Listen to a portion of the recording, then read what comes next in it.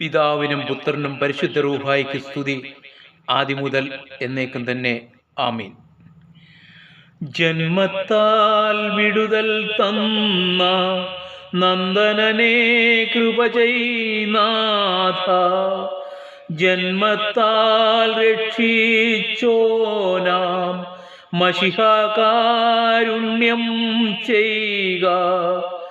സുറിയാനി സഭ യേശുവിൻ്റെ ജന്മദിവസമായി ആഘോഷിക്കുന്ന ഡിസംബർ 25 തീയതി രാത്രി നമസ്കാരത്തിൽ പാടുകയാണ്: ജന്മത്താൽ വിടുതൽ തന്ന നന്ദനനെ കൃപ ചെയ്യുക നാഥ, ജന്മത്താൽ രക്ഷിച്ചോനാം മശിഹ കാരുണ്യം ചെയ്യുക. ഇന്ന് ഒരുപാട് ആളുകളും വിശ്വസിച്ചിരിക്കുന്നത് ജന്മത്താൽ അല്ല, ക്രൂശ് മരണത്താലാണ് രക്ഷ ലഭിച്ചിരിക്കുന്നത്. എന്നാൽ ഈ പറയുന്നവരോട് എന്ത് രക്ഷയാണ് ക്രൂശ് മരണത്താൽ ലഭിച്ചത് എന്ന് ചോദിച്ചാൽ ശരിയായ മറുപടി തരാൻ അവർക്ക് അറിയുന്നില്ല. ഓരോരുത്തരും ചിന്തിക്കുക.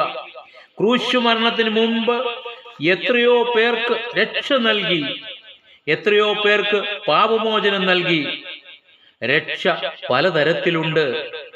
പഴയ നിയമ പുസ്തകത്തിലെ സങ്കീർത്തനം വായിക്കുമ്പോൾ അതിൻ്റെ 137 സങ്കീർത്തനം അവസാന വാക്യം, കുട്ടികളെ പാറമേൽ അടിച്ച് രക്ഷ പ്രാപിക്കുവിൻ. അതുപോലെ പുതിയ നിയമ പുസ്തകത്തിൽ പൗലോസ്ലീഹ 1 തീമോത്തിയോസ്യർക്ക് എഴുതിയ 2 അധ്യായം 15 വാക്യം വായിക്കുമ്പോൾ കുഞ്ഞുങ്ങളെ പ്രസവിച്ച് രക്ഷ പ്രാപിക്കുവിൻ. അങ്ങനെ പലവിധ രക്ഷയെക്കുറിച്ചും സത്യവേദ പുസ്തകത്തിൽ പറയുന്നുണ്ട്. അതുകൊണ്ടാണ് ചോദിക്കേണ്ടി വരുന്നത്, ക്രൂശ് മരണത്തിലൂടെ ഏതുതരം രക്ഷയാണ് ലഭിക്കുന്നത്? ഞാൻ മനസ്സിലാക്കിയിരിക്കുന്നത്, ക്രൂശ് മരണത്തിലൂടെ തൻ്റെ സ്നേഹത്തെ പ്രദർശിപ്പിക്കുകയും ന്യായപ്രമാണം എന്ന മരണത്തിന്റെ പ്രമാണത്തെ ക്രൂശിൽ തറച്ചു കൊല്ലുകയും ചെയ്തു എന്നാണ് നമുക്ക് പൗലോസ്ലീഹയുടെ എഴുത്തുകളിലൂടെ മനസ്സിലാക്കാൻ സാധിച്ചിട്ടുള്ളത്. എന്നാൽ സുറിയാനി സഭയുടെ കഴിഞ്ഞ കാലങ്ങളിൽ ഉണ്ടായിരുന്ന വിശ്വാസം കർത്താവായ യേശുവിന്റെ ജന്മം കൊണ്ടാണ് മനുഷ്യവർഗത്തിനും സന്തോഷം ലഭിച്ചത് എന്നായിരുന്നു. എന്നാൽ 75 വർഷങ്ങൾക്ക് മുൻപ് പെന്തക്കോസ്റ്റ് യൂണിവേഴ്സിറ്റിയായ കൽക്കട്ടയിലെ സായിപ്പിന്റെ സെറാംപൂർ എന്ന പെന്തക്കോസ്റ്റ് യൂണിവേഴ്സിറ്റിയിൽ കുറെ പണത്തിന്റെ പ്രയോജനം ലഭിച്ചത് മൂലം അന്നത്തെ സുറിയാനി സഭയുടെ മേൽപ്പട്ടക്കാരൻ ഒരു പട്ടക്കാരനും ചേർന്ന് കോൺട്രാക്ട് വെച്ചു. സായിപ്പ് പറഞ്ഞു, ഞാൻ നിങ്ങൾക്ക് പണം തരാം, പക്ഷേ ഇനിമേലാൽ സുറിയാനി സഭയിൽ ഒരാൾക്ക് പട്ടം കൊടുക്കണമെങ്കിൽ കൽക്കട്ടയിലെ സെറാംപൂർ യൂണിവേഴ്സിറ്റിയുടെ സർട്ടിഫിക്കറ്റ് ഉണ്ടെങ്കിൽ മാത്രമേ സാധിക്കൂ എന്ന്. 75 വർഷത്തിന് മുമ്പ് ഈ സർട്ടിഫിക്കറ്റിന്റെ ആവശ്യമില്ലായിരുന്നു. അതെന്തുകൊണ്ട്? ഓരോ മനുഷ്യരും ചിന്തിച്ചു നോക്കുക. അവിടെ പഠിപ്പിക്കുന്നത് പാശ്ചാത്യ സുവിശേഷവും പെന്തക്കോസ്ത സുവിശേഷവുമാണ്. അതായത് കൽക്കട്ടയിലെ സെറാംപൂർ യൂണിവേഴ്സിറ്റിയുമായുള്ള എഗ്രിമെന്റ് മാറ്റിയാൽ മാത്രമേ സുറിയാനി സഭയുടെ യഥാർത്ഥ ആരാധന പഠിക്കുവാൻ സാധിക്കുകയുള്ളൂ. അപ്പോൾ മാത്രമേ കർത്താവേശു മിശിഹായുടെ ജന്മത്താലാണ് സകല മനുഷ്യർക്കും സന്തോഷമുണ്ടായതെന്ന് പാരമ്പര്യമായി മനസ്സിലാക്കുവാൻ നമുക്ക് സാധിക്കുകയുള്ളൂ. അത് സഭയുടെ പിതാക്കന്മാർ പഠിപ്പിച്ചതനുസരിച്ച് ക്രിസ്മസ് ആഘോഷിക്കുവാനും അതിനെ ബഹുമാനിക്കുവാനും സാധിക്കുകയുള്ളൂ. അതിനുവേണ്ടി സുറിയാനി സഭയിൽ അംഗങ്ങളായിരിക്കുന്ന ഓരോ വ്യക്തികളും പരിശ്രമിക്കണം. യഥാർത്ഥ സത്യാവസ്ഥ മനസ്സിലാക്കണം. കർത്താവായ യേശുവിന്റെ ജനനം എന്ന് പറയുമ്പോൾ പലരും പറയുന്നതും വിശ്വസിക്കുന്നതും, ആദം ഒരു പഴം തിന്നപ്പോൾ ദൈവത്തിന് കോപം വന്നു, തന്റെ പുത്രനെ ഭൂമിയിലേക്ക് അയച്ച് ആ പുത്രനെ ബലി കഴിപ്പിച്ച് അതിന് പരിഹാരം വരുത്താമെന്ന് തീരുമാനിച്ചു എന്നതാണ്. എന്നാൽ ബൈബിൾ വായിക്കുമ്പോൾ നമുക്ക് മനസ്സിലാക്കാം, വരാനിരുന്ന യേശുവിന് വേണ്ടി ദൈവം ഈ ഭൂമണ്ഡലത്തെയും പക്ഷിമൃഗാദികളെയും മനുഷ്യരെയും എല്ലാം സൃഷ്ടിച്ചത് എന്ന്. കാരണം റോമാലേഖനം 5-ാം 14-ാം വാക്യം വായിക്കുമ്പോൾ, എങ്കിലും വരുവാനുള്ളവന്റെ പ്രതിരൂപമായ ആദമിന്റെ ലംഘനത്തിന് തുല്യമായി പാപം ചെയ്യാത്തവരിലും മരണം ആദം മുതൽ മോശ വരെ വാണിരുന്നു. ഈ സത്യം മനസ്സിലാക്കുമ്പോൾ അറിയാൻ സാധിക്കും, അതുപോലെ കർത്താവ് വരാൻ തീരുമാനിച്ചതുപോലെ ഗലാത്യ ലേഖനം 4-ാം 4-ാമത്തെ വാക്യം വായിക്കുമ്പോൾ, കാലസമ്പൂർണത വന്നപ്പോഴാണ് ദൈവം തന്റെ പുത്രനെ എന്ന് പറഞ്ഞാൽ, എബ്രായ ലേഖനം 1-ാം 6-ാം പറയുന്നത് പോലെ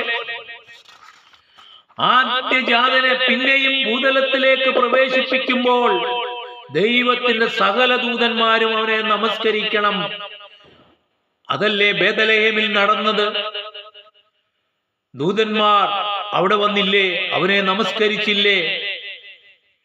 എന്തുകൊണ്ടാണ് ബേഥലേഹേമിൽ തന്നെ യേശു ജനിച്ചത്? പ്രവചനങ്ങൾ നോക്കിയാൽ നമുക്കത് മനസ്സിലാക്കാൻ സാധിക്കും. മീഖായുടെ പുസ്തകം 5-ാം അധ്യായം 2-ാം വാക്യം വായിക്കുമ്പോൾ, ബേഥലേഹേമിൽ നിന്നും ഇസ്രായേലിന്റെ അധിപതി വരും എന്നാണ്. കൂടാതെ രാജാവായ ദാവീദിന്റെ നഗരമാണ്. യേശു ദാവീദിന്റെ സന്തതിയാണ്.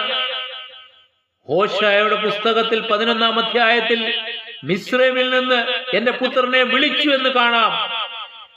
ഇതിനേക്കാളൊക്കെ അന്യജാതിക്കാരനായ ബിലയാം പ്രവചിച്ചു. സംഖ്യാപുസ്തകം 24-ാം അധ്യായത്തിൽ യാക്കോബിൽ നിന്നൊരു നക്ഷത്രമുയരും, ഇസ്രായേലിൽ നിന്ന് രാജാവ് പുറപ്പെടുമെന്ന്.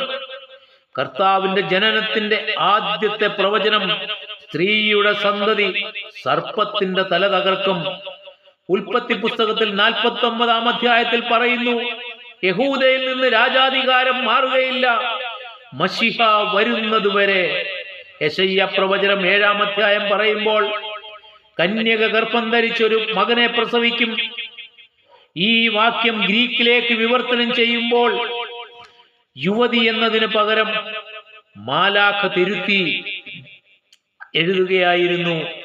അതിന് അടയാളമായി ശിമിയോൻ എന്ന വൃദ്ധൻ 290-ാമത്തെ വയസ്സിൽ യേശു കുഞ്ഞിനെ കണ്ടതിന് ശേഷം മരണം വരിക്കുന്നതായി നമുക്ക് ബൈബിളിൽ കാണാൻ സാധിക്കുന്നു.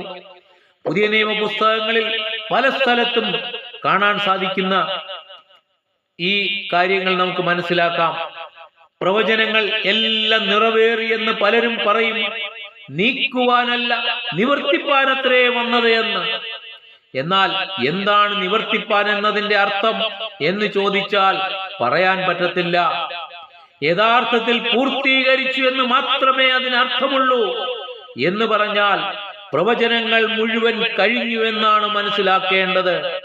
ഇങ്ങനെ ഒരുപാട് തെറ്റായ വ്യാഖ്യാനങ്ങൾ ഇന്ന് സുറിയാനി സഭയിലും നടക്കുന്നുണ്ട്.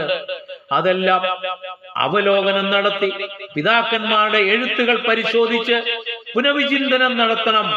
അതുപോലെ തന്നെ സുറിയാനി സഭയ്ക്ക് ഒരു യൂണിവേഴ്സിറ്റി ഉണ്ടാക്കുവാനും സുറിയാനി സഭയെ പാരമ്പര്യമുള്ള ഒരു സഭയായും ലോകം അംഗീകരിക്കുന്ന ഒരു സഭയായും മാറ്റുവാൻ ഇന്ന് ചാരിറ്റി എന്ന പേരിൽ പല സ്ഥലത്തും ആവശ്യമില്ലാത്തവർക്ക് പോലും കൊണ്ടു നടന്ന് ഞങ്ങൾ ക്രിസ്ത്യാനികൾ സുറിയാനി സഭക്കാർ എന്ന് പറഞ്ഞ് വിതരണം ചെയ്യുന്നത് കുറച്ചുകൊണ്ട് കേരളത്തിലെ പാവപ്പെട്ടവർക്ക് വേണ്ടി മാത്രം അത് ഒതുക്കി നിർത്തിക്കൊണ്ട് ബാക്കി വരുന്ന പണം കൊണ്ട് ഒരു യൂണിവേഴ്സിറ്റി ഉണ്ടാക്കുവാൻ മേൽപ്പെട്ടക്കാർക്കും സഭയിലുള്ള മേലധികാരികൾക്കും മനസ്സ് വരാൻ പരിശുദ്ധ റൂഹ സഹായിക്കട്ടെ. ഈ ക്രിസ്മസ് ദിനത്തിൽ ഇങ്ങനെ ഒരു ആഗ്രഹം എല്ലാ മനുഷ്യരിലും ഉണ്ടാകണം. അപ്പോൾ മാത്രമേ യഥാർത്ഥത്തിൽ സുറിയാനി സഭയുടെ സൗന്ദര്യം, മഹത്വം, ആരാധന ആസ്വദിക്കാൻ നമുക്ക് സാധിക്കുകയുള്ളൂ.